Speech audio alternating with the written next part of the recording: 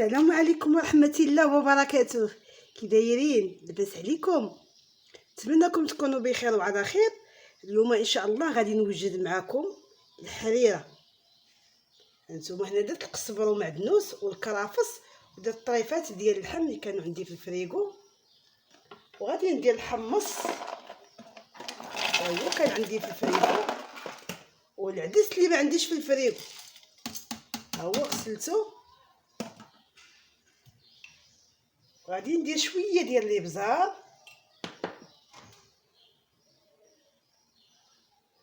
معلقه عامره مزيان ديال السكينجبير،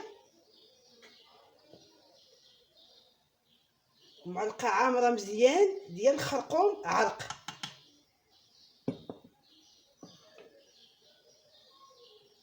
المساند الرسمي اللي هو السمن يا لاله ويا لاله ويا لاله على روايحو زانه ما شاء الله. صافي وغادي نحك هاد البصيله هادي ونرجع معكم. هانتوما دابا الحريره ها هي درتها تشحر، حكيت البصله ودرت الملحه صافي، وغادي نشحرها دابا حتى تشحر مزيان تقلع. انا تنقلي الحريره، وكاين اللي ما تيقلاش يدير لها خلاصه فوق راسها. المهم انا غنقليها شويه وغادي نمرقها ونسد عليها. انا دابا غادي ندور الحريره، درت هنا 3 المعالق ديال الطحين فرص، وغادي نزيد عليهم مطيشه مركزه تقريبا 1-2 معالق كبار كانت عندي في الفريغو، وغادي نزيد عليها الماء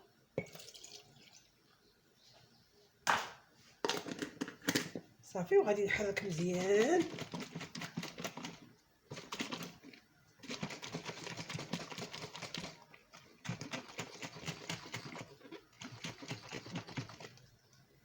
نحركها ونخليها في القرعه حتى نبغي ندور الحريره، غنلقاها تلقى داك مطيشه مع الطحين نساجمو بعضياتهم ونعاود تحريكها. هانتوما دابا صافي غادي ندور الحريره، غادي نديرها في هاد الصفاي طحين ومطيشه، غنصفيه هنا ونرجع معكم. هانتوما دابا ملي دورتها ما نوقفش على التحريك باش ما تلصقش ليا.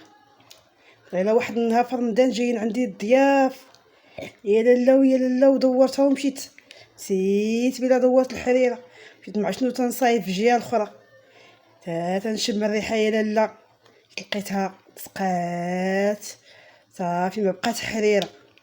لصقات الحريره لصق فيها الطحين يا ميمتي على حاله تتكون ما ينفع معاه حتى حاجه، لا طالب ولا طبيب صافي تنفع معاه تلوحيها.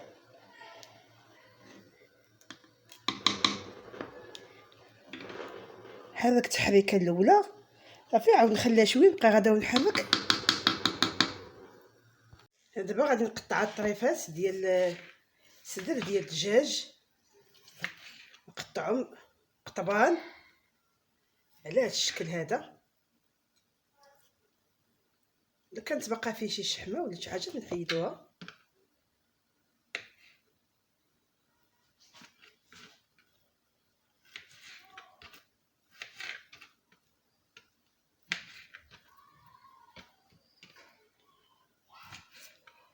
نتوما على حسب اللي بغيتو مرقق ولا غلاط.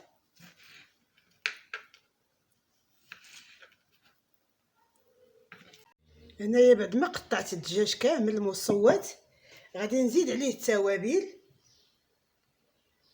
عندي معلقه د الكمون، شويه د البزار، معلقه صغيره ديال السكينجبير، معلقه ديال القزبر يابس اولا حبوب، معلقه تحميره، شويه التوابل ديال الدجاج عطريه الدجاج، شويه ديال الثوم بودره والملحه.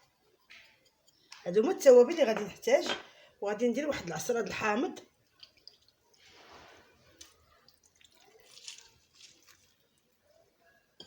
غادي ندير هنايا الصوص صوجا تقريبا واحد المعلقه، وغادي نشلض واحد 4 بصله صغيره.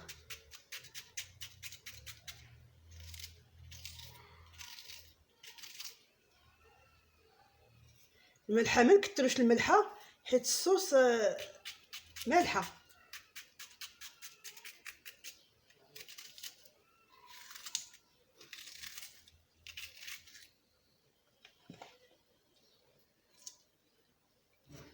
نقطع كاع هاد البصيله اللي عندي. هنا غادي نزيد شويه ديال زيت العود.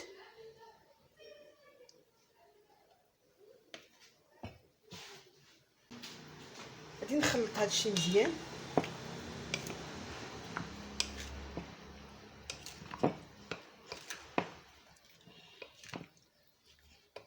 خلطو وندخل فيه هاد العطريه مزيان ونغطيه ونخليه يتشرب العطريه ديالو.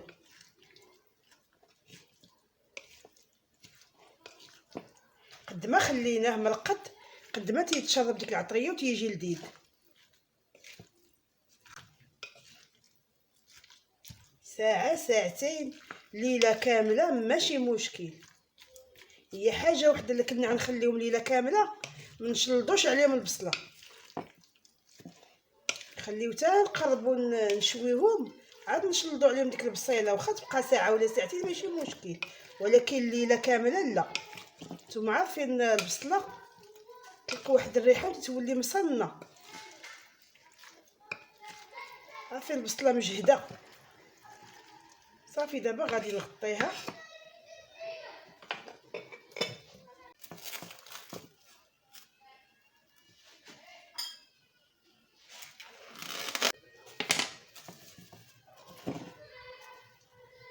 هانتوما دابا ملي طابت ليا الحريره غادي نزيد له القزبر ومعدنوس.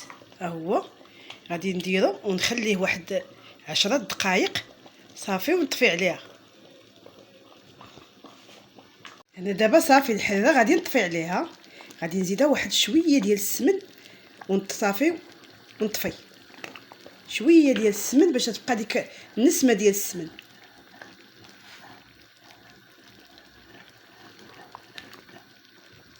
هنا دابا صافي غادي نبدا نعمر القطبان ديالي.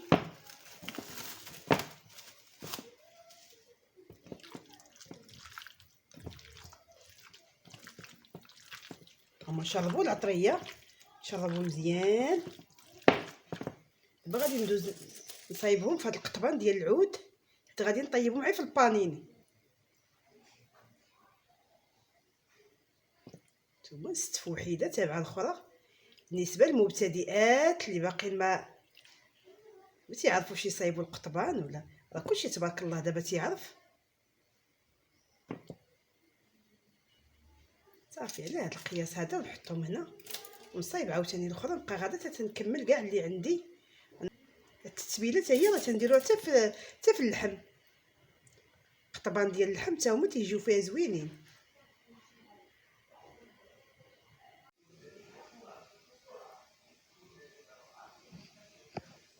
صافي دابا هنايا قطبان غادي نستفهم في الاله ديال الاله ديال البانيني. نتوما على هذا الشكل هذا تندير بابي كويسو اولا ورق الطبخ باش ما باش داكشي اللي تينزل ينزل ليا في داك الورق، ما يهبطش ليا البانيني، تخسر ليا وداك المرق ديالها ما يوسخاش، يبقى هنايا كلشي تيبقى في هاد. صافي دابا غادي نسد عليها بهاد الورق هكا وغادي ننزل عليه. صافي دابا غادي نسد عليها. شارك معكم هاد الطريقه ديال بيض مسلوق.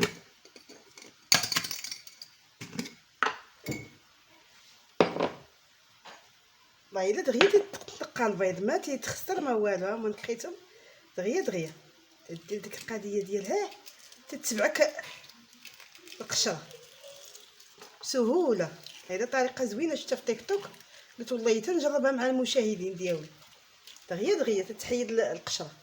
دابا صافي القطبان طابوا ليا ما تياخذوش الوقت بزاف. شوفوا المرق اللي طلق، هذا المرق تيبقى في هذا الكاغط مكملش 10 دقائق. وجدوها نتوما